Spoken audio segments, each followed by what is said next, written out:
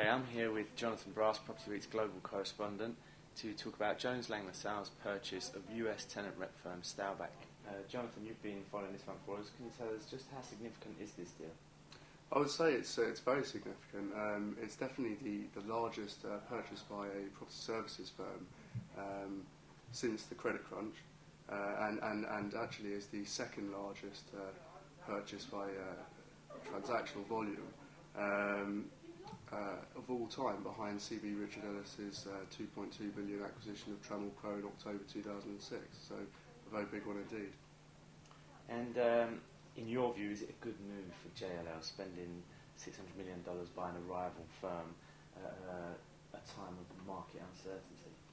I would say if you were to pay $600 million for a firm up front in cash, it would be a terrible move considering the current market. But the way Jones Lang has structured the deal is very intelligent indeed. They're going to be paying around $120 million up front in cash. That represents only £60 million. And this is for a firm of over 1,000 staff.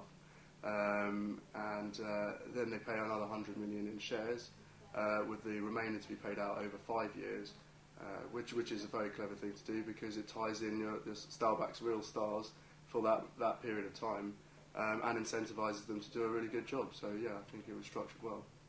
And what does this mean for Staubach's former associate DTZ in the US? It's going to be a really challenging time for TTZ going forward. I think few would argue against that. They have built up a large presence in the country. They have 600 staff. They've made 3 quite significant corporate purchases themselves, but their tenant rep exposure is now minimal, with only 15 experienced tenant rep staff on their books. That might be an area that they will look to grow in the future. But as all things, time will tell on that front. Excellent. Okay, thanks very much for that, Jonathan.